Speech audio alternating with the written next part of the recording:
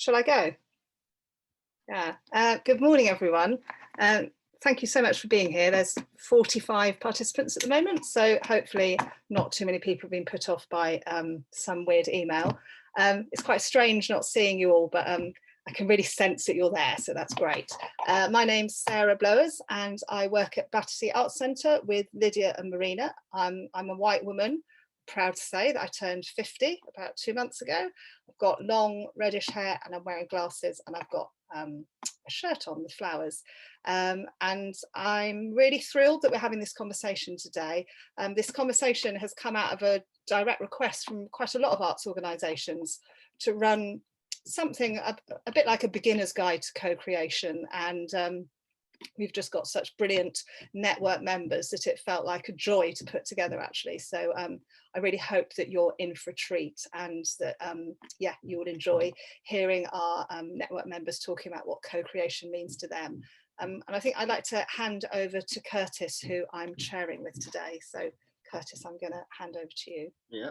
My name is Curtis. I am a core member of the Co-Creating Change Network. I'm an artist, I'm a Black man. I am currently based in the Netherlands doing a master's. And yeah, I'm really excited to be here today. And yeah, do we continue on to introducing the panelists? I think probably Marina is going to do some housekeeping, is that correct?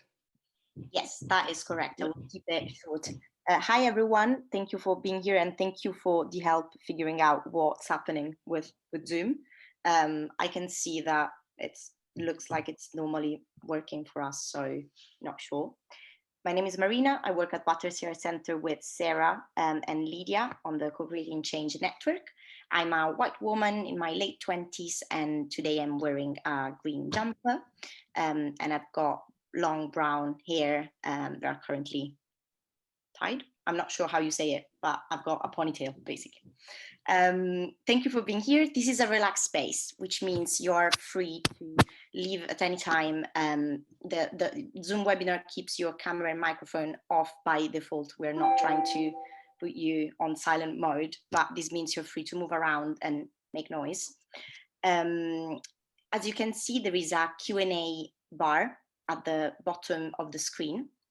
We would encourage you to submit any questions you might have in that section. You can choose to do that anonymously if you prefer. And it means that when we get to the end of the session, when we will be having roughly 30 minutes to answer questions, we will pick specific questions, and they will pop on screen and become visible to everyone. But if you submitted them anonymously, your name will not be shown. What else? Oh yes, so we would, I know this doesn't sound great, but it would be great if you could avoid to post a lot of material in the chat during the conversation. This is not because we don't want you to participate, because it's brilliant to actually see the conversation going, but we've got some feedback from participants from previous events who found it a bit distracting to have a conversation going on screen and also in the chat box. So it would be great if you could just pop your name in there, where you're from, and then try to keep any relevant questions to the Q&A box so that we can pick that up at the end of the conversation. This is it, I think. Thank you. Yeah, Sarah, it's back to you. Sorry, the quote of the year, you're on mute. I can't remember who said who was going to introduce the panel. Was it me or you? Memory like a sieve. Shall I introduce the panel? Yeah. Yeah. Well, I'd like to introduce the panel who are, I've already said, network members from across the country who are doing brilliant co-created work. So I'm just going to go around and randomly pick people. Naomi, I wonder if you'd like to introduce yourself.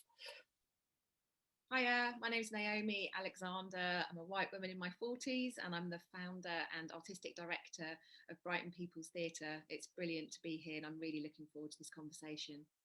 Thanks, Naomi. Jerrel. Hi everyone, good morning. So my name is Jerrel, aka Jay. I am the director of CAN, which also is the creative lead for the Culture Education Partnership. And I'm really proud to be here today to really explore co-creating change from a very strategic perspective. So yeah, happy to be here, guys. Thanks, Dre. Amy.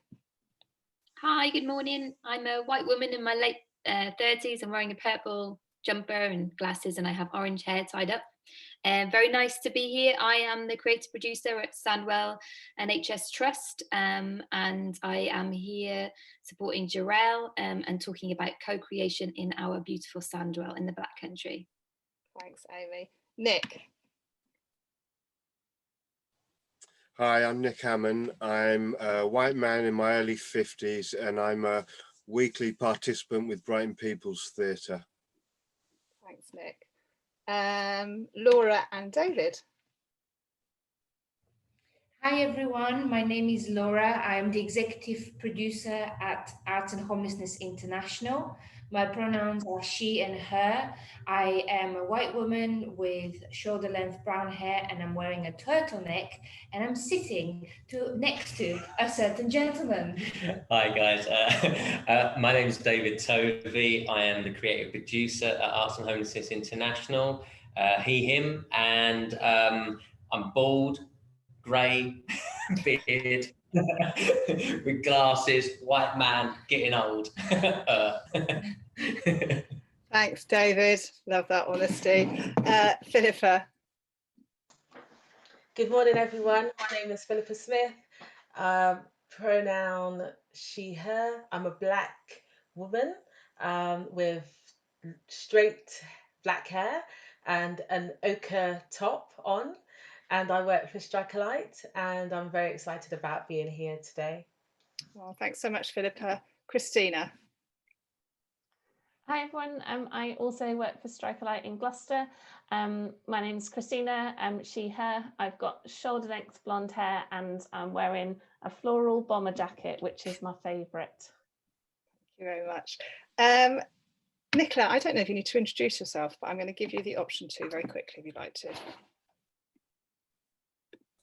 No, okay. I think we're all done. So I'm going to hand over to Curtis, who's going to chair the first part of this conversation, and I'm going to put myself on mute. Yeah. So, has everyone gone on mute? Can everyone hear me still? Okay. So, yeah, we're going to go through the case studies, and yeah, I wonder who would like to start. Jerrel. Oh, I can't hear anything for some reason. Oh. Let's go with somebody else first. Somebody else first. Okay, so Naomi from Brighton People's Theatre. Yeah. Thanks, Curtis.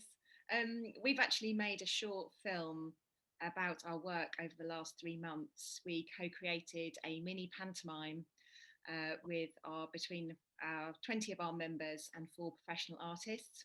Yeah.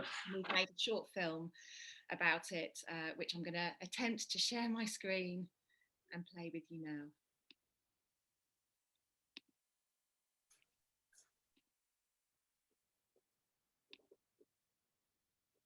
Hi, my name's Naomi Alexander.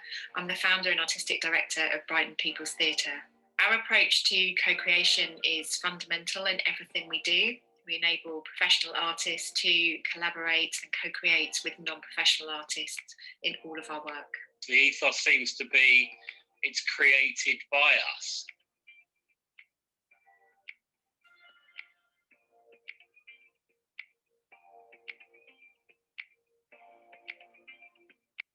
Today we want to talk about our 12 Days of Christmas project, which was a collaboration between around 20 of our members and a team of 4 professional artists. The entire co-creation and evaluation process of 12 days was made on Zoom. No one involved in making it met in real life at any point. Today I just want to talk to you about 3 things that we learned through the process of co-creating a script and original songs.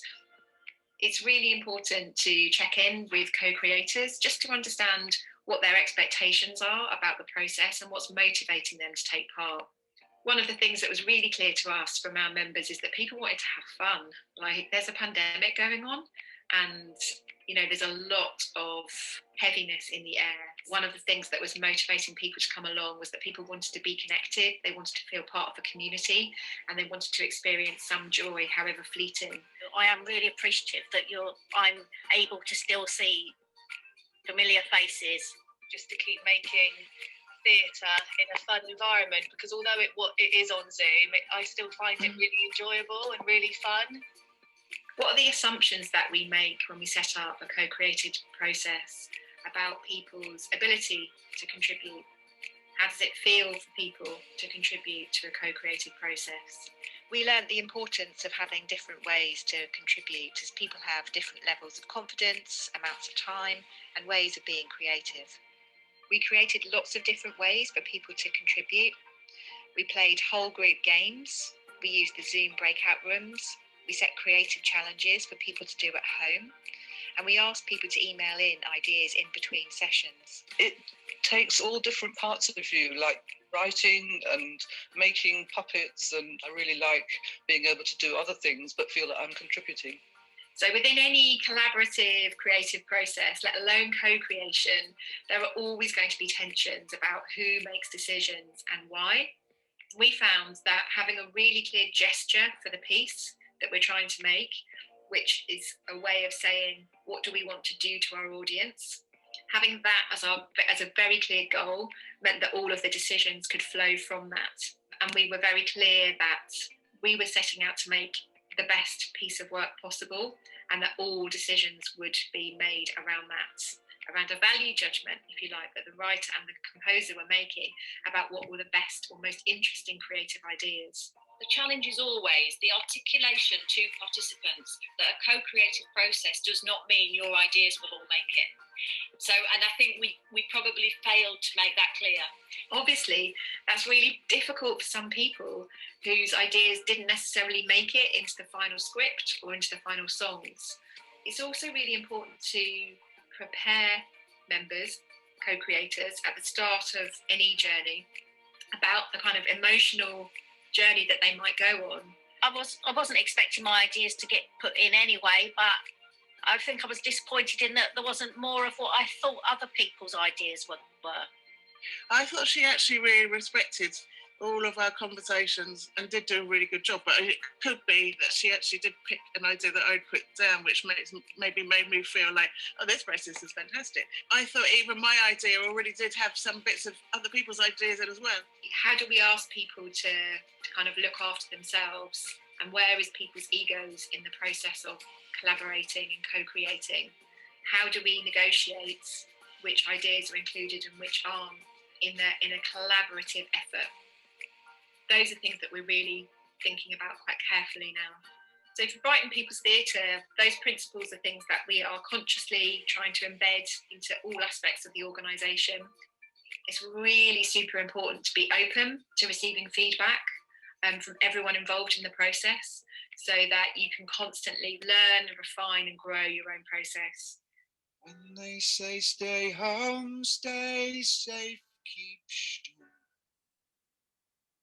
When they say get to work, don't go see mum, we keep it all going. We keep ourselves strong.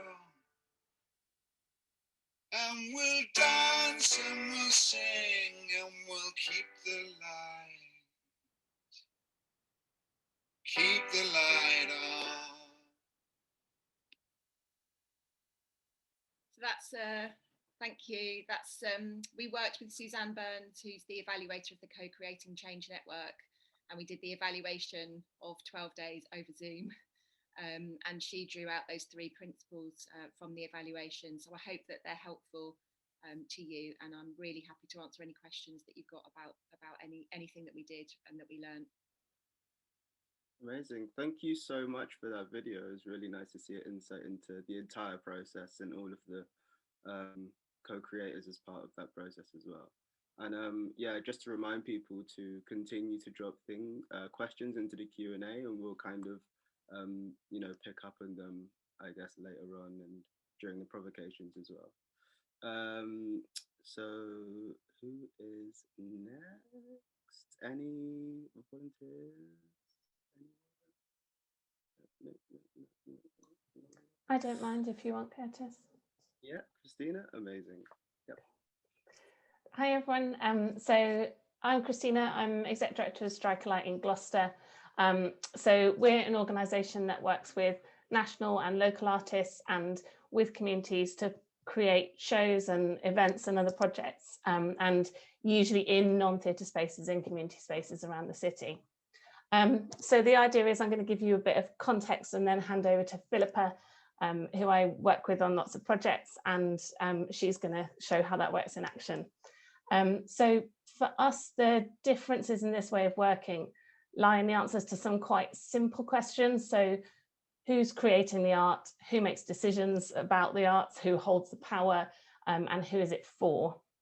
And for Strike a Light, I've been trying to kind of define what our kind of focus on this is. And I think it's about co-creation, kind of going back to the name itself. So the idea of creating something together equally. And for us, that equality and sharing of power comes from two key things, and that's timeline and decision making. So I'm just going to share my screen quickly. So there's a selection of things there up on a screen that might come up in a creative project. So things like setting the budget, choosing the location, putting together the producing and the creative team, deciding on partners, the art form, coming up with a creative idea, and then determining what the outputs and outcomes are. And in a traditional project context, what quite often happens is these are exactly the same things, just put into a timeline. So starting the project on the left, and then planning all those things, making decisions about all those things, and then the kind of engagement with communities or co-creators or participants in a traditional arts context comes at the end. And for us, that doesn't really count as co-creation. So we try and think about the timeline and how soon we can move that engagement so that we're working with and identifying co-collaborators and co-creators from the beginning, and they're involved in that timeline from the beginning. And then the other bit of it is about decision making and who holds the power in decision making. So again, all of those same things there, and asking ourselves questions for each of those of who has the decision making power for that particular thing and where is that shared, and is that something where the communities that we're co-creating with are involved in the decision making for most of those things, or is it just a couple of those things? So that's just a quick visual for those two aspects, but they're the key ones for us, is at what point co-creators are involved in a timeline of a project and the extent to which they're involved in decision making. And I'm going to hand over to Philippa in a second to share an example of this in action with a project that Philippa's been leading on. But I just want to finish off with an analogy that I came up with last week when I was trying to think of a way of explaining co-creation. So my analogy is sandwiches. So if you go to Subway, theoretically, you are making all of the decisions about your sandwich. So you're choosing the bread and you're choosing the filling, but actually Subway have decided the things that you're choosing from. They've decided the opening hours, they've decided the price, they've decided how it works and the process. And so your decision making within that is quite limited. So from a kind of co-creating point of view, what if you want a bagel or a wrap instead? Or what if you have an amazing bread recipe that you could share with them? Or what if you hate sandwiches? Or what if you've got an idea for a sandwich that's never been eaten before? Or you want to invite family and friends around to all make bread together and make sandwiches. So Subway is a kind of efficient way of making sandwiches, but it's never going to be the best or the most exciting one that you've ever eaten. And if you were involved in all stages of that process and you worked alongside expert bakers and growers and you shared your ideas and skills, then you could create the sandwich of your dreams. So for me, co-creation is about making the sandwich of your dreams. And on that slightly random note, I'm going to hand over to Philippa to give an example of a sandwich that we have made. Thank you, Christina. Hello, everyone. I'm Philippa Smith, and I work with Christina at Strike a Light. I'm a community producer there. And today I'm going to talk to you about how we co-created within the Black community in Gloucester.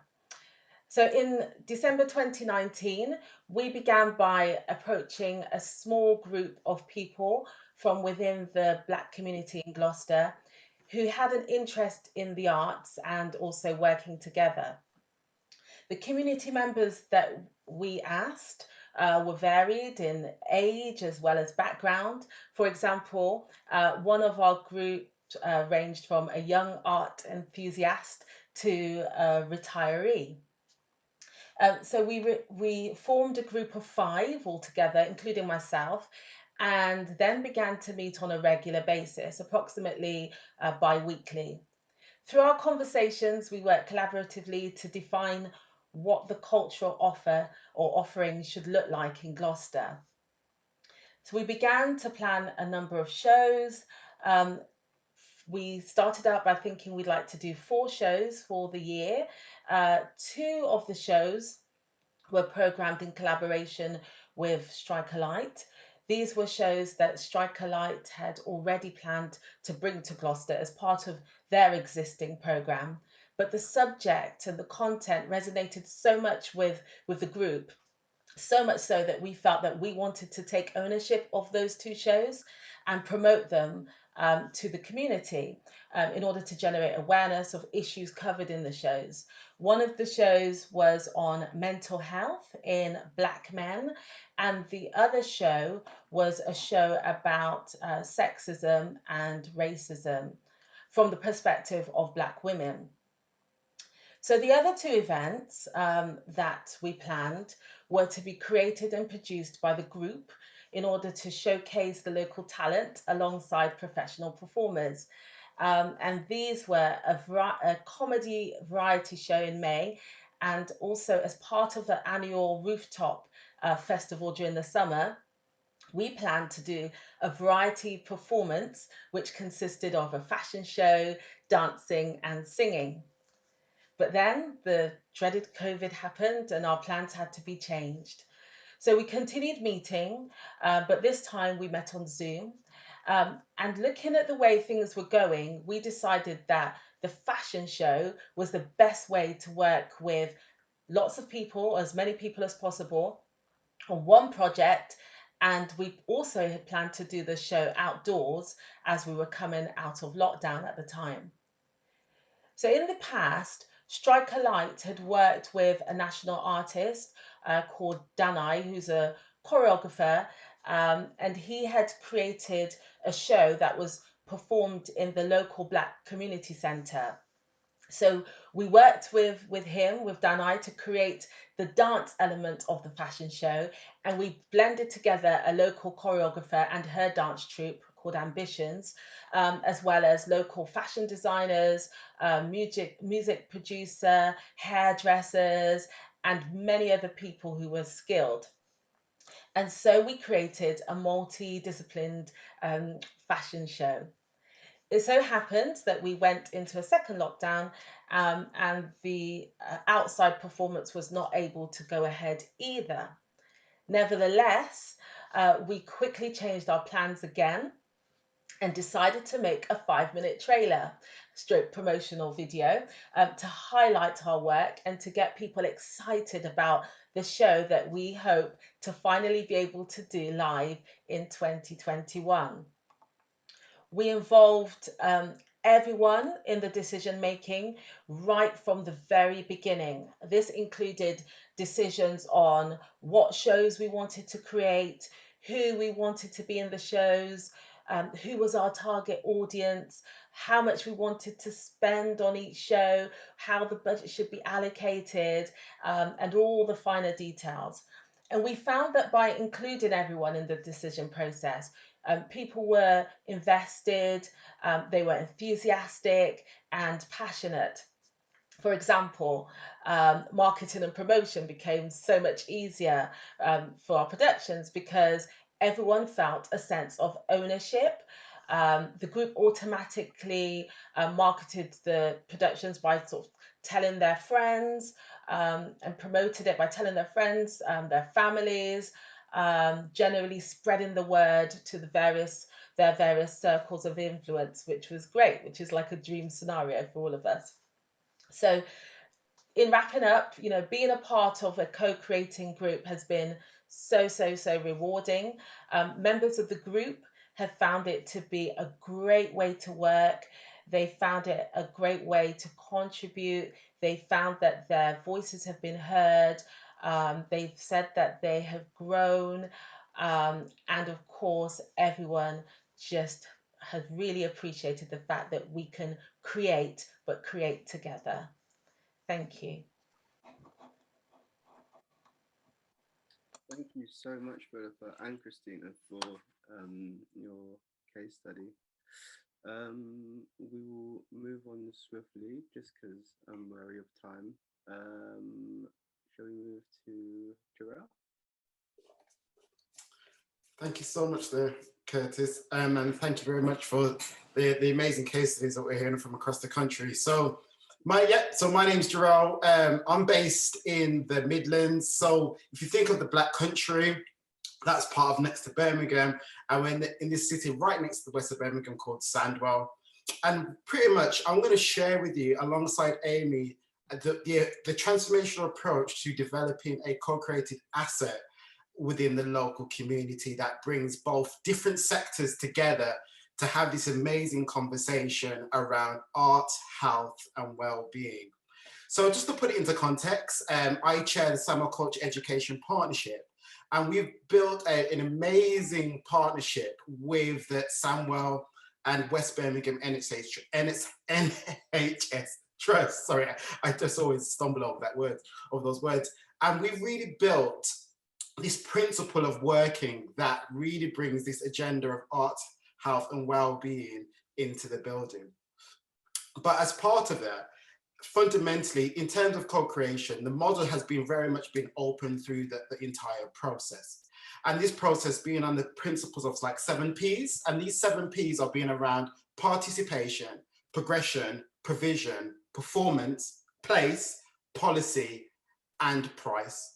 So we've been looking at this fundamentally of how we was going to build this new great asset, which is known as the Midlands Met University Hospital, which is based in Sandwell, that will bring this unique approach to this experience, especially within an area that was very culturally deprived, had loads of thought-provoking artists and practitioners and people that wanted to create change, and we just couldn't find the way that could bring people together. And what the most amazing experience was, when the hospital was making steps to develop this new hospital, we thought it was an important time to say, let's have a conversation. So this conversation has been built through loads of conversations with many different stakeholders, from local communities to schools to NHS staff to politicians. It's been quite rewarding to bring people through together, because they're building the ambition that has the ambition for everybody's voice to be heard. So within this, my colleague Amy is going to share about how that process has been looking at in terms of bringing that inquiry together. But I thought it was important to give the context, that we was bringing a context of how we can make a space feel proud that it could have something that they've co-designed and co-created, co-produced, co-facilitated, any code you want to call it. It was all about cooperation, and cooperation being the key part to that. So you can put all those co-things together, but the cooperation of bringing people together was the most amazing experience as part of the program. And so Amy, would you like to share what that's been about? Yeah, for sure. Hi, can everyone hear me okay? Brilliant. Thanks, Jerrel. Yes, so I work at the Midlands Metropolitan University Hospital, which is due to open in 2022. I've been working really closely with Jerrel. So he's a lead person on our arts committee, but also the Creative Academies Network and the Sandwell Cultural Education Partnership. And as Jerrel was saying, it's really important that we kind of convened around this idea of place. So we're in Sandwell. 20% of the population of Sandwell are under 19. We have some huge health implications, huge diabetes problem, a big issue with childhood obesity. So we convened and we collectively, with the kind of activism spearheaded by Jerrel and his colleagues, around stopping this siloed working. So instead of a health service just doing what it's always done, it's much more working laterally and thinking creatively about how to solve these problems. And so we've collectively come up with an arts community culture and creativity strategy, and I've been in place for a year now as a creative producer.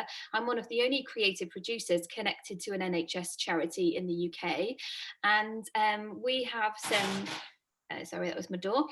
We have some key projects that we're working on, which collectively will kind of stop us from going back into those siloed ways of working, which are fundamentally rooted in co-creation and co-authoring. And one of the things we're leading in is STEAM. So the STEAM agenda, as you will probably know, is science, technology, engineering, art and maths. But it really is the art, the creativity in that blends that all together.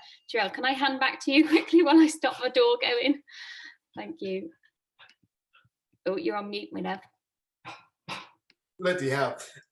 So in principle, the STEAM agenda has been the core vehicle of us mobilizing the communities to come together, but also is about addressing the disparity of arts engagement and arts participation and creative careers that were fundamentally an issue within the Sandwell area. Because Sandwell was always known as the 324th deprived area for arts and culture, and we was like, do you know what, we're going to change that and we're going to create a model around that. So the STEAM agenda has been the principle of bringing loads of people together as part of this level of inquiry. Back over to you, Amy. Thank you. I hope it wasn't Amazon. Yeah, so one of the things we're really focusing on in 2021, and the things that we've been squirreling away and fundraising for, is a programme called Inside Outside. And that really marries together the health agenda and all of the health implications happening in our area, but also this idea of children's learning and children better understanding themselves. Because we believe that through our kind of Inside Outside programme, that children will better understand environmental justice and environmental issues and make better choices about the things outside their bodies and then what they put inside their bodies. And we've also been looking at other ways that we can, as previous presentations have said, about creating these kind of resources, these assets for co-creation to happen in. We've been looking at creating community and environmental classrooms for this work to happen in, because we understand that there's lots of implications and reasons why hospitals aren't always the best place for co-creation. They can be places of trauma, places of historical difficulties for some children and some people. So we've created these community classrooms outside of the hospital buildings in the grounds, and we're looking to run our Inside Outside programme, which is about health science and environmental science coming together through STEAM. And we're hoping that lots of great co-creation will be happening within these classrooms in 2021. So I suppose to summarise, because I think we're probably there now, aren't we? Really, we convened around place. We have convened around this idea of making Sandwell the best possible place it can have. And we've convened around children and young people, because fundamentally they are the future of our place. So if we can invest and resource those and give them the autonomy to create for themselves, then we see that's where the juicy, that's where the future is. So yes, I think that's probably my summary. And also just the end of siloed working. This is a great example of health and the arts coming together. But yes, as many people have already said within their presentations, it's hearing everybody's voices and paying equal attention to everybody who's around the table, their lived experience, their research, their practice, and bringing all of those ideas into a melting pot of really good practice. So thank you. Yeah, so as you can see, it's all about that cooperation and bringing everybody onto that same page. So our principles of co-creation is just being authentic, transparent, and taking everybody with you as much as possible. But you are going to leave people behind, but it's what you leave them with, they would come and join you later down the line. Thank you so much, Jerrel and Amy, for your presentation. A case study rather. And we're going to move on to Lora and David. Thank you very much. We're Lora and David from Arts and Homelessness International, and wanted to bring a case study today to exemplify how co-creation or co-production, as we also refer to it, can exist inside an organization. So rather than just talking about wonderful projects like all our colleagues, we wanted to bring another perspective into the mix, which is about how do you exist as a co-produced organization. Now, Arts and Homelessness International started in 2012 as part of the London Olympics as a project inside the charity Streetwise Opera. And at that time, it was gathering people who were or have been homeless to sing as part of the Cultural Olympiads in London 2012 at the Royal Opera House.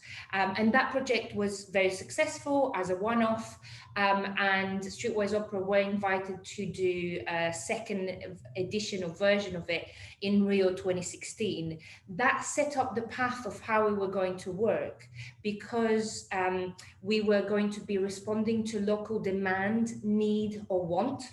Then, rather than coming into a place and showing everyone how we do things, we were actually going to spend time learning from local arts and homelessness practice. In that case, it was Rio and Sao Paulo, and then making connections. And I'm really happy that Jerrel mentioned that idea of cooperation. So really learning from each other and practice exchanging and getting to know each other.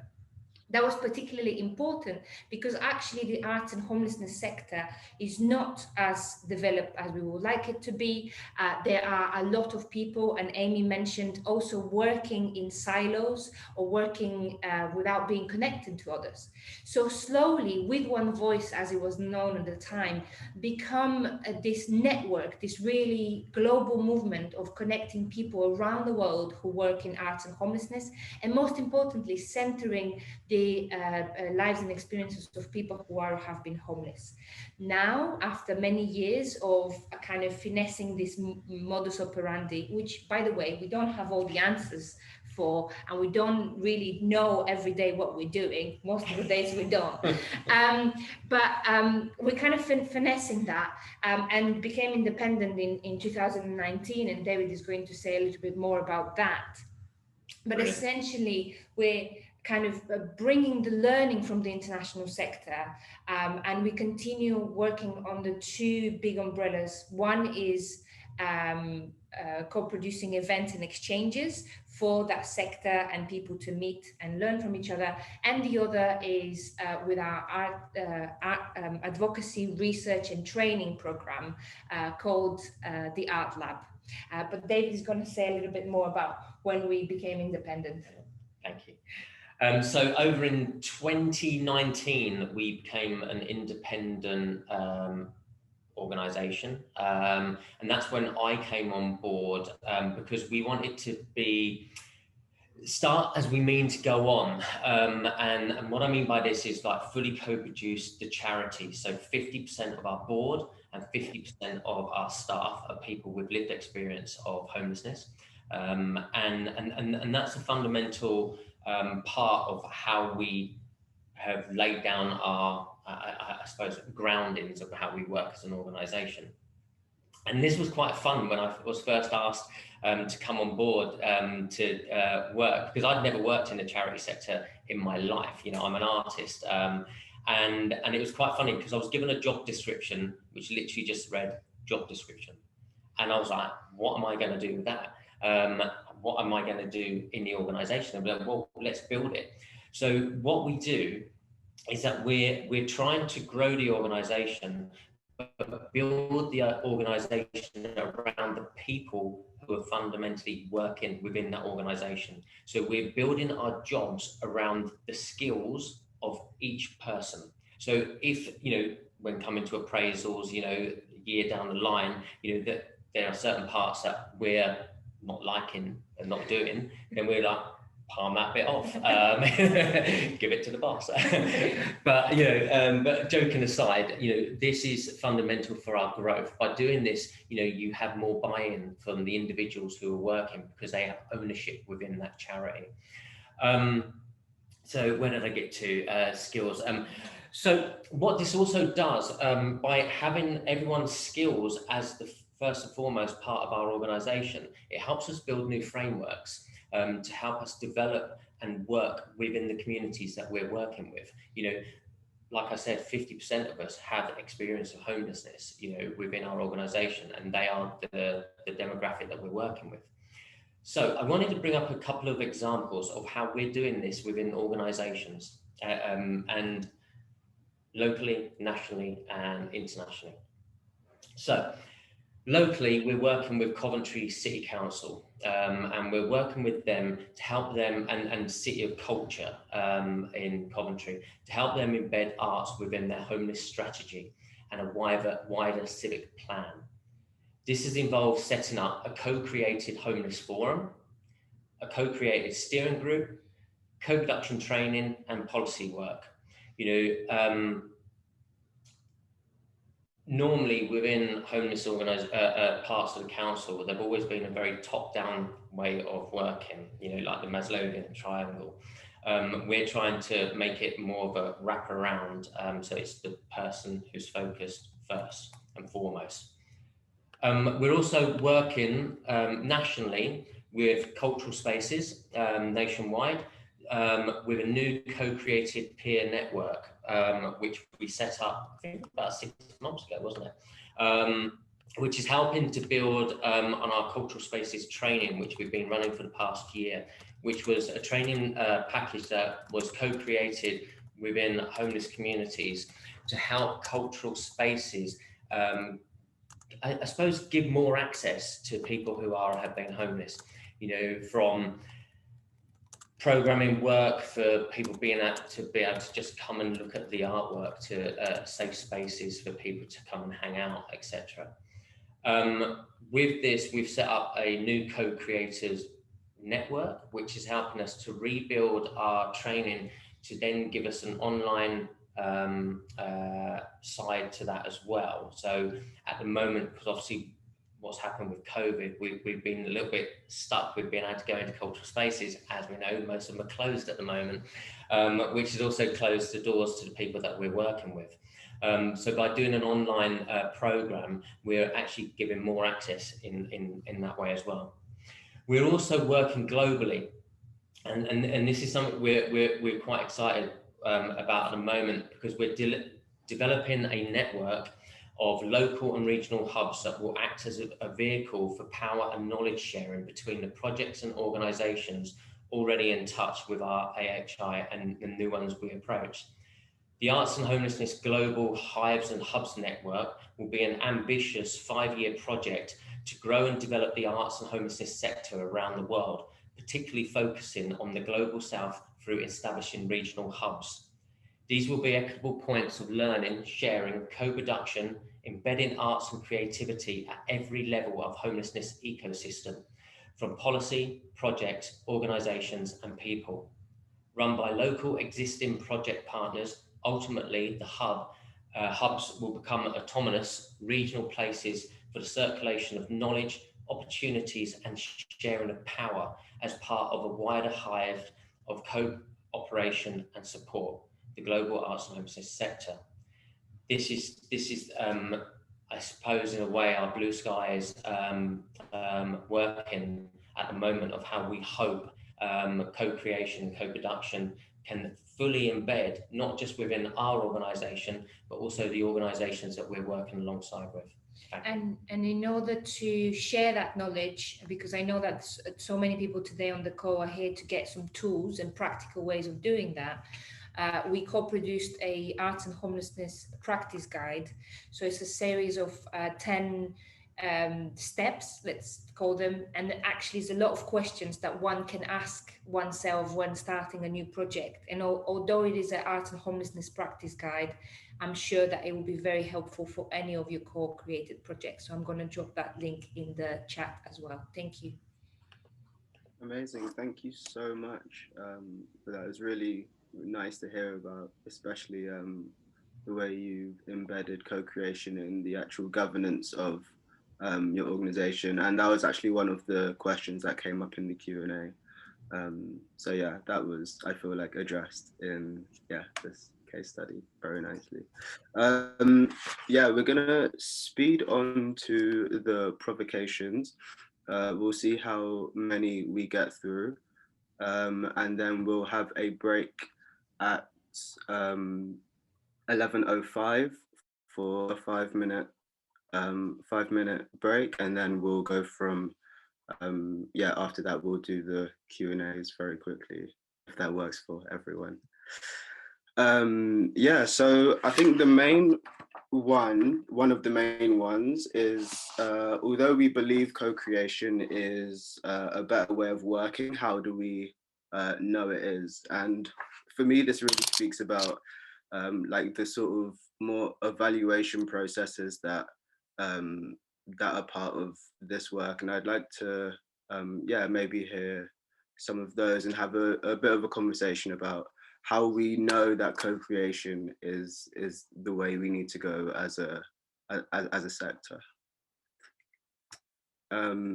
Naomi, I'd really like to hear from you actually. I think in your case study, there was a lot of like testimonials from the people that you were working with, a lot of, we heard the voices of the people that were co-creators, and yeah, like, I feel like that's quite a big part of your work. Yeah, it's fundamental to everything we do. And I'm just wondering if, I don't want to put you on the spot, Nick, but Nick is one of our co-creators, and I'm just wondering if there's anything you'd like to say about your experience. Yeah, absolutely. So I have the luxurious position of being an end user, having all the fun and none of the responsibility, none of the management stuff, none of the money stuff, none of the working out. I just turn up and I have fun. And the so I apologize for that in advance. So I suppose as a participant of the 12 Days of Christmas co-creation, it was, I mean, the whole thing of being a participant with Brighton People's Theatre for me on a personal level has been incredible, amazing. I came from a place that was a, you know, personal place which was a little bit dark, and I really needed that outlet, that social change to be part of something bigger than myself. So my whole year with Brighton People's Theatre has really got me out of a hole and made massive changes within my life in a personal and professional way. You know, as an end result, I've managed to get a full-time job. I'm much more social. So, wow, it's like a visit to the best doctor ever. But going back to the co-creation and the 12 Days of Christmas, specifically working with Toby Park and Becca Manley, professional actors, writers, artists, it was being part of that process and having one of my ideas sort of thought about and partially used, said to me that yes, it was validation for me, because I'd been writing for like 10 years just on a personal level, just as a cathartic thing, sort of, you know, that old thing of writing poetry, but really getting into it and honing it and trying to get it better and better, and just writing in general. So what it made me realize was that, wow, I have been creating for all these years, even if it's just been in my bedroom.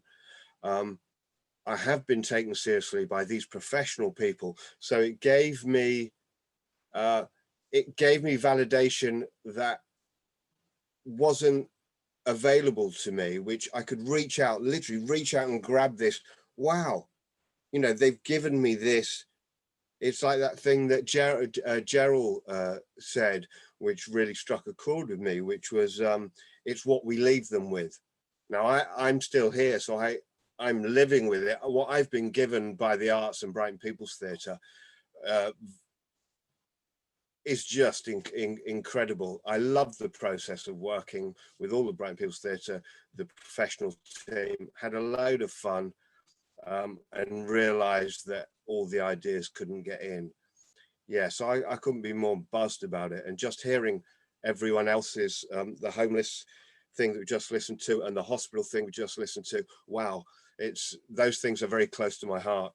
And yeah, incredible. Sorry if I've gone on too much, but yeah, I'm going to stop there.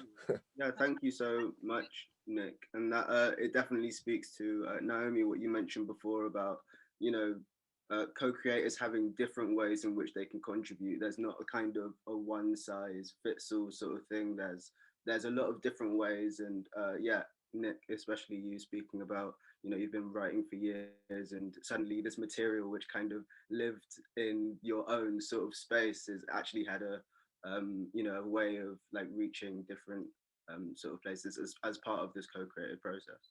Yeah, definitely.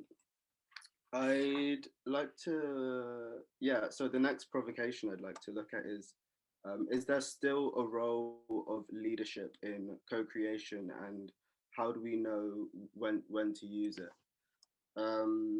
So, I mean, the flip side of this is kind of, you know, when does co-creation go wrong, essentially?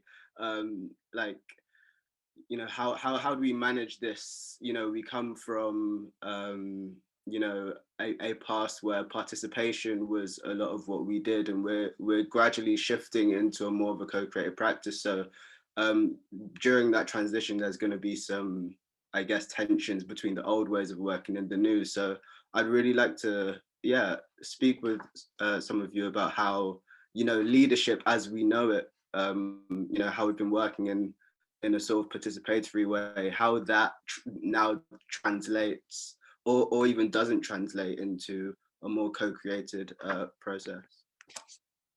Yeah, please. Oh, yeah, no, please, like definitely Jerrel and yeah, Laura and David, please go for it. Laura or David, who's gonna go first? Me go first? Yeah, brilliant. Okay. This is one part I really love. This is the part where guys, I'm here, I love acronyms and I love alliteration. So I call this the power over privilege model, okay? Because for me, that's the thing which really drives co-creation. If we can balance power and unbalance privilege with increased participation, because then we can pivot. Sorry, I'm on these P moments, guys, so I do apologize. So we can pivot more effectively. So as a leader in myself, I define myself as a leader, but in principle, I'm driving change where I leave the role as being a leader, but I bring in the role as being a human and the human experience. So what experience do I want to evoke through my role of leadership that's going to engage with the wider community? So it's about having multiple hats for me. So, and to get it right, you have to sometimes get it wrong. And I would say that's the kind of transition where people are using the word co-creation and don't understand the meaning behind it.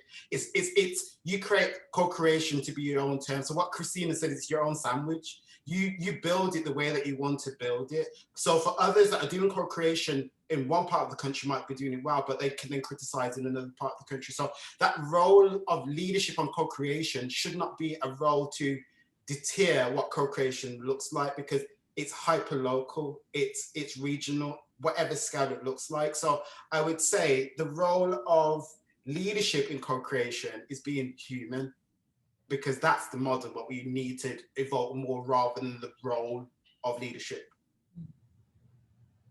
So yeah, over to you, Laura and David. Here, Jerrel, we're like, yes, love it. I was going to say, actually, just adding to the beautiful sandwich that we're making this morning, just kind of that idea of co-production being both about who gets to lead and how we get to lead. And I think it was Christina and Philippa talked a lot about decision making. So who gets to be part of the decision making process, and how that decision making process has to change in order for more people to be involved in that process. And then it's about who leads. So it's completely fine to have a leader on a project or an idea or a program, but it's about who that is and how the whole kind of environment around them facilitates for those voices to be different. So in our case, it's about working equitably with people who have been homeless, which means that not everyone around the table is going to need the same things. And our job, I guess, as an organization is about constantly assessing, thinking, facilitating, opening doors, connecting, which is a lot of what David does, connecting artists with organizations, right? Yeah, totally. And I think not just that as well, it's also looking at when building frameworks and models as an organization, that you're building it from the ground up, you know, that everyone's voice is included in that remodeling of how you work as an organization. And by doing that, by working from the ground up, every single person is a leader within that organization. You know, like Jerrel was saying, it's about the human. You know, it's about the center-focused approach. You know, we look at everything in a more holistic approach anyway. And by doing that, you know, it creates an equitable framework with how we're working. I've missed something as well. And I'm really just trying to think what it is that I wanted to say, but no, it's gone out of my head. Sorry.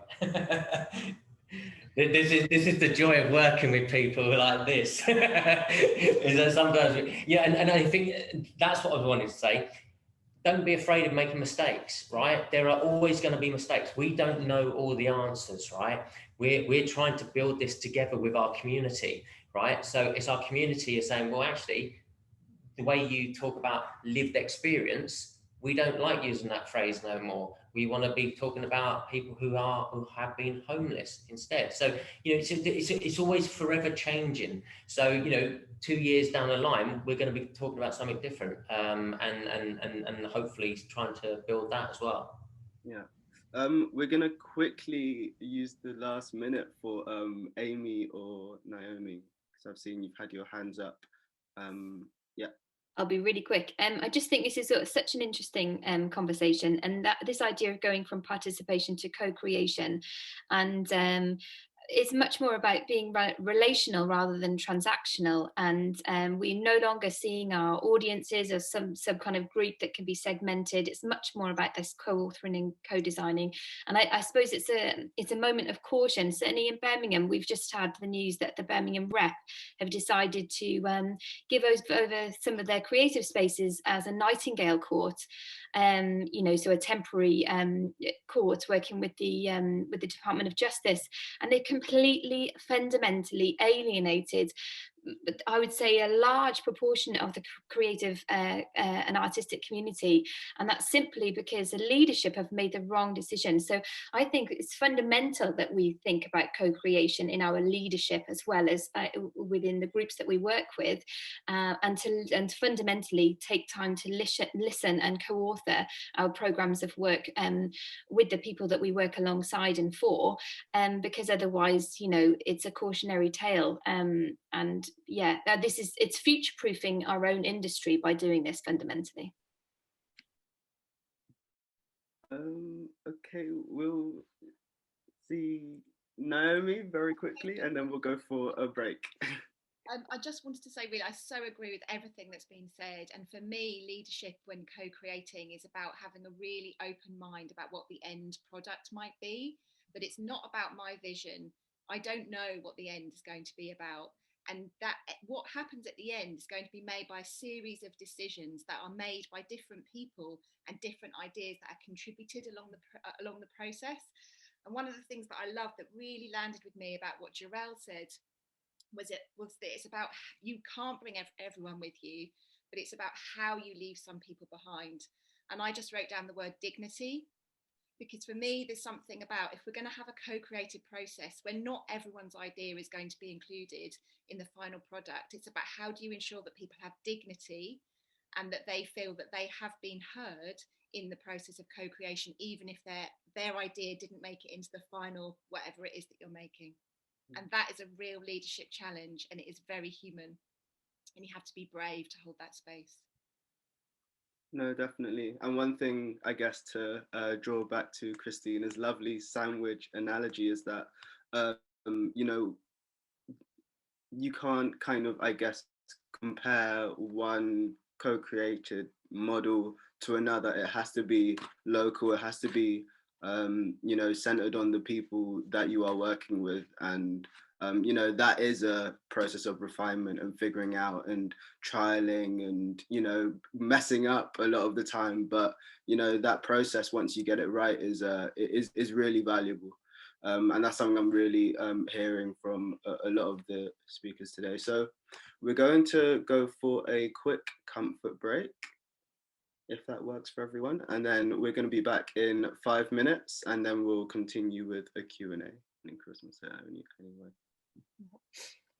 Because I'm a stickler for timekeeping, I'm going to jump straight in. So thanks very much for the questions, participants. Really, really great to have them.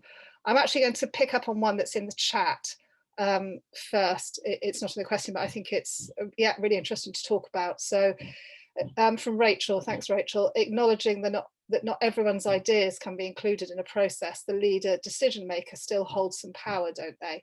Even if the leader doesn't make the decisions, they decide who does. I'm not sure that is always how it happens, but I'd like to hand it over to the panel and wonder if anyone wants to throw some thoughts on that and maybe connect it to a piece of work they've done. Don't all jump at once. Well, maybe I'll add in something, because I think quite a lot about the role of leadership. And I think when I'm working in a co-created way, I try and see it that people are bringing lots of different skills, and that some people have got skills that I haven't got, and I've got skills that other people haven't got. And it's about recognizing that skill set and what it is that people bring. And if they're an expert in their field, in whatever that field is, then I think that that's where the decision making comes. But I wonder if anyone else wants to add into that. Lora. I often talk about flattening the pyramid, because we have to acknowledge that we are all evolving in a world that has been built around the Maslowian pyramid of needs. So, shelter, security at the bottom, and if you have time, creativity at the top. But also just in general, pyramidal structures everywhere. So if we flatten that pyramid by any number of processes, of which co-creation is one, and a series of, then more people from that base are part of the decision-making process. And then the important thing is that feedback loop that we were talking about, failing and then learning from the errors. Because while trialing something, learning about what works and what doesn't, and then incorporating the next thing that you do, that feedback loop kind of affects also leadership and how it's taught about. And last kind of precise example of a project that we did, there's a beautiful mural called The Duel on Ducey Street near Manchester, Piccadilly. It's a mural that was created with 33 artists who have been homeless. The lead artist, the one that comes with, let's say, their processes, Jerrel, who's actually New York based, he has a process. So he comes with a process, and inside that process, there is mechanisms where when you come into that fold, you gain decision-making power and creative space. And the more people are into that fold, the more that kind of creative decision-making power is, rather than shared, and it's multiplied. So what you get then at the end is this mural, which has one design that it has been co-created, and inside each section of that design, there is individual representations of people's creativity. Together, from afar, they make that design, and closer, when you go closer to the mural, you see the intricacies and the different skills and imagination of every single individual person, even passers-by. And for me, that's a very useful kind of image of thinking about co-creation and leadership. Thanks, Lora. Philippa.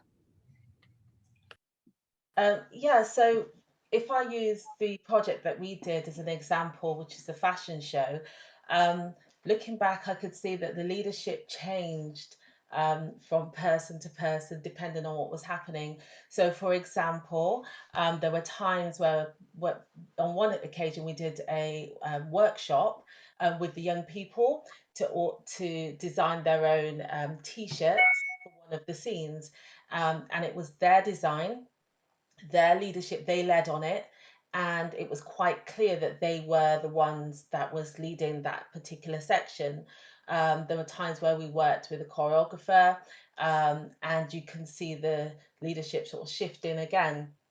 And I think the process is about, for us, looking at the entire picture, And the beauty for me for co-creating is watching that leadership changing and everyone allowing the process to take place, rather than saying, okay, as we know, co-creating isn't about one person leading. And I think that's the actual beauty of it. So that's what happened with us. Thanks, Philippa. I'd like to go to one of Stephanie's questions, which was interested to understand the governance model of Strike a Light and other organisations speaking today, and how/if/can this embed the co-creating principles. Christina, would you like to reflect on that? I was really excited to see this question because I'm obsessed with governance at the moment, and I think Laura's talked brilliantly about the way that they're doing that in their organisation, and we're not quite as far down the line with it yet. But the kind of fundamental, we're a charity, and the fundamental structure of a charity board, to me, is really difficult in lots of ways. And you can do all you want in terms of trustee recruitment and access and diversity, but the fundamental thing is people aren't paid, and they have to be financially and legally responsible for quite a complex organisation, and that just creates all kinds of problems. So we're looking at it in two ways. One of them is about what we actually do as an organisation and the ways that people can influence that. So next year, I genuinely don't know what we're doing as an organisation. We've made a decision that we focus on the how, but not the what. And the how for us is about a co-created cultural programme. But what that is, we have no idea yet. And the fact that we're doing that has been inspired by the co-created projects we've done this autumn, and the people involved in those projects saying, we've got more ideas, we want to do more stuff. And so for us, it's about having the flexibility of structure in an organisation that you can then respond to what people are saying and what people are excited about. And we do it with our business plan. Basically, we do a series of away days where everybody, like interns, everyone's all kind of in the same room together, saying, these are the kind of ideas that we have, and then we kind of mash it all together and create a business plan, rather than it being one person saying, this is what we're doing this year. But we are still currently in a traditional structure of governance in terms of a charity board. So next year we're looking at doing a series of workshops where it can be much more informal. They can be focused on different topics, so people can really be really confident in their knowledge in that particular area, and they can be paid for their time. And the legal trustees are at those workshops, and then the board meeting follows on directly from that and is directly informed by that. And people can observe those board meetings as well if they want to. So we're going to kind of test it all out and write it all up. So we'll be sharing that as well if people are interested. But yeah, I think it's a great question, Stephanie. Can obviously chat about that all day if anyone would like to. Thanks, Christina. I wondered if anyone else wanted to jump on that question. Yes, Amy, thank you. I just think that's brilliant, and those ideas about almost decolonising our boards to make them more representative of the communities that we serve. I just think that's absolutely magic, because unless we strive to solve that problem, we're going to completely just continue to do have the same issues, aren't we? So I think that's amazing. I think there's something about ideas whose time hasn't yet come. I think there's something about that, and also think there's something about creating resources and seed funding available for projects and ideas who don't necessarily make the cut into the broader piece of work that's happening. I was involved in a project in Birmingham called Birmingham Soup, which was basically like it started in Detroit with an organisation called Detroit Soup, and it's like live crowdfunding, obviously pre-pandemic. So you come to the event, you pay your £5, and then 3 to 5 projects stand up and share their idea, and then you vote, and the person with the most, the idea with the most votes takes all of the money home with them. So it's very like no strings attached. Here's a few £100 to like take your idea and kind of run with it. There's something about trying to unpick all the gatekeepers of resources and opportunities. If your idea has been brought to a group and it hasn't been given time or the space or the resources to kind of flourish, I do think there's something about that, and creating that infrastructure for those ideas to have a little go. Yeah, my 2p's worth. Thanks for that. I'm just looking at the chat. Oh, hang on, I need to go back to it. And I think this segues nicely into it. So I'm just going to read it out. I'd like to pick up on the question around funding and other forms of income off the back of Christina's point about not knowing what is happening next year, but rather how. Funders often want to know and see a clear plan of what work will be done and what difficulty and tension does this create with projects that use co-creation. I think this is something that we talk about a lot, and actually we are hoping within the Co-Creation Change Network to have a conversation with funders to talk about this process and how we're so outcomes driven, but that if we really believe in the validity of this process and that it is better, how can we say, you know, how do we maybe as a national collective say this is a better way of working, the outcomes will be better, but we're absolutely not going to say we're going to have a show with 20 people in at the end with 10 costumes and 5 songs. But Jerrel, you had your hand up, so if anyone wants to sort of dive into that, that would be great. Do you know what, this is always an interesting one that me and Amy and the rest of the board and different parts of the committee talk about. I think the great thing that we've had, we are in a position of innovation. So we're taking people on the idea of what the future could look like. So we're having more imaginative conversations, but also imaginative conversations with funders and philanthropists that see that there's a bigger picture to knowing what's in the now.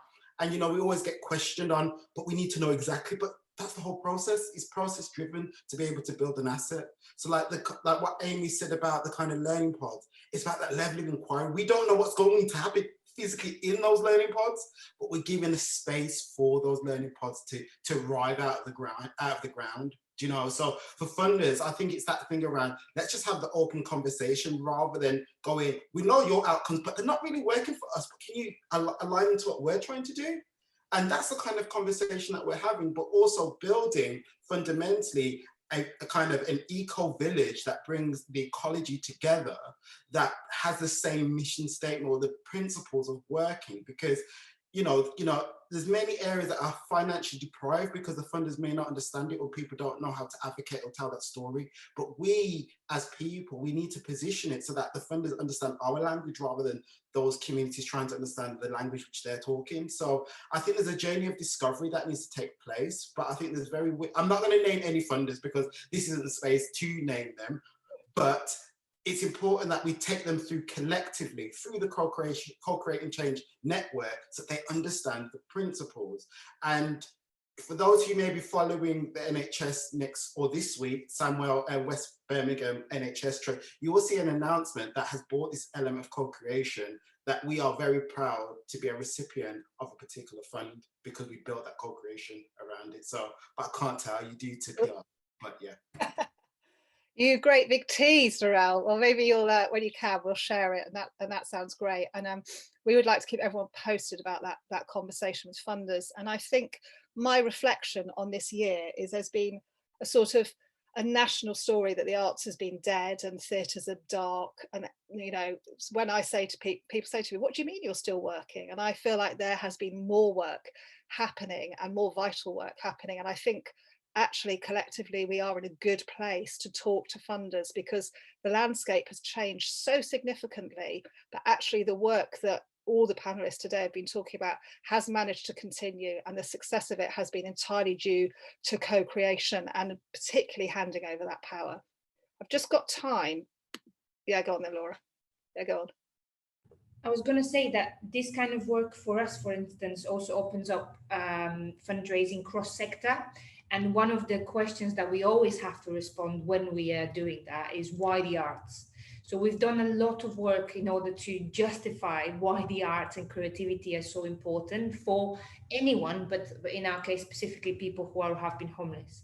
So in the spirit of sharing tools and practical tips, we've created a literature review that brings from all over the world any articles and research about arts and homelessness to prove with data to funders what the arts does, and there's 4 sections. I can share that with you, so you can use that as a justification, because unfortunately a lot of the time you have to justify why you're doing what you do. And in the same spirit as David, there was something else I wanted to say, but I completely forgot. But I wanted to share that at the evaluation work that we do. So how, and I think it was one of the provocations, well, how do we prove that A, this works, and that B, this works better than other mechanisms and other ways of making work? And that's an ongoing process. And we've been doing a lot of work in order to center evaluation processes onto the people and for the people who take part to be those that lead that process of evaluation. Thanks, Laura. There's a few more questions on the chat, and I just want to end with this last one. But Ruth and anonymous attendee, I just want to let you know that we will get back to you, anonymous attendee, if you could let us know who you are, with because they're just very specific questions about projects. But I'd just like to end with this wider question. Do you think there is a difference to a co-created project or a project that has co-creation within it? You got 3 minutes, panelists, if anyone wants to add some thoughts into that. I'll kick off. I think I'd like to say that I think there's real value in traditional participation projects as well.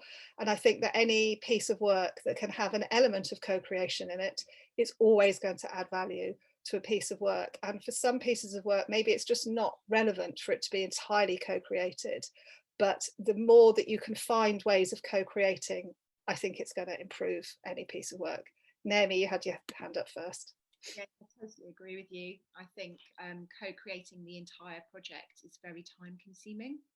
And if the time and resources are not built into the organisation's infrastructure, that can really drain the organisation. So I think if you're starting out on this journey and you want to try, then having an element of co-creation within a project, I think is a really healthy way to start.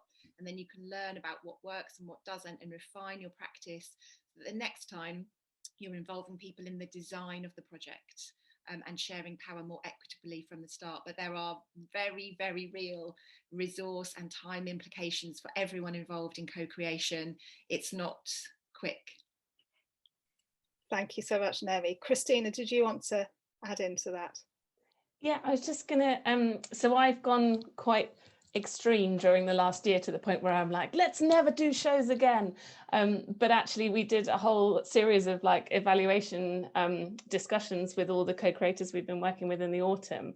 And all of them referenced either a show that they'd been to see or something where they'd been a participant as a kind of beginning point of them engaging with us, and either as inspiration or a way of building kind of trust or relationships, so that when we were then working with them in a co-created way and there wasn't an outcome, which is quite a scary process, we were building on an existing relationship. So I think that element of co-creation in something can be a really good first step to building relationships as well. And as a really quick example, one of the producers that we're working with, we had a show in the community centre that she runs a couple of years ago, and she was massively supportive and was part of it. And then when we were doing the process that Philippa was talking about chatting to people about shows that were coming up, being involved in that conversation about shall we programme this show just dramatically shifted. She was really helpful and brilliant and supportive before, but when we were talking about a show coming in that she was involved in the decision making of programming that show, she was saying, well, we could do this, we could bring this, we might have some funding from something else. And that ownership and that relationship just shifted just by that conversation. So I think, yeah, there's elements of it within a bigger project that can still be massively useful. Thanks, Christina. Nick, yes, you're going to be our last speaker. Thank you. Yeah, hi. Just so what I failed to say or forgot to say was that before I was involved as a participant in Brighton People's Theatre, I'd done no theatre. I'd done nothing like that at all. I'd done a bit of writing in my bedroom. So as somebody I needed that leadership because I knew nothing about theatre. So I needed there to be a kind of structure and a set thing each week. And then it sort of eased into some co-creation, and there was co-creation throughout the leadership. So there were grey areas, it wasn't black and white. So it was really nice to learn about theatre with that leadership aspect as well from Naomi and the team at Brighton People's Theatre. Thanks, Nick. I think that's a brilliant point to end on from the panellists. I'd just like to invite everyone who's attended today, if you're not part of the Co-Creating Change Network, we'd love you to be part of it. So do come and check out our website. And Marina, if you wouldn't mind putting a link into the website. There's also lots of resources on the website. We do have another conversation coming up in the new year, which is about looking at co-creation and digital working and the challenges that Zoom and COVID have given us, and how can we co-create in a digital world. And I think one of the things we're trying to think about as a network is also being really open about the challenges that we have, because we so often talk about the brilliant stuff, and there is so much brilliant stuff, but also there are things that do go wrong, and actually we only learn by things going wrong. And I'd really like to thank everyone today who also spoke about the challenges, and nearly that point, it's not always the easiest option, and it does take time. And yeah, if you're being human and organic, these things can throw up challenges. And I think we always have to remember that we're good people trying to do good things. And as my ex-husband used to say, you can't make an omelette without breaking eggs. And I always thought it was a really good analogy. So I think we're going to finish with 2 minutes to spare. So I would like just to thank everyone. Please do get in touch with us at the network. We'd love to hear from you. And I feel excited about this idea of talking to funders. So if anyone wants to contact us and, I don't know, come up with some suggestions, we're really up for that. There is a minute, so if anyone's got any last sandwich, omelette, food making analogies, now is your moment to go for them.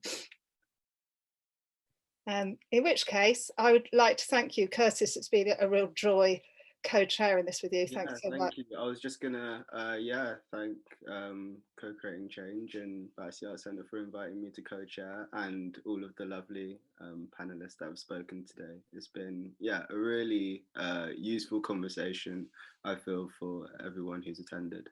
Yeah.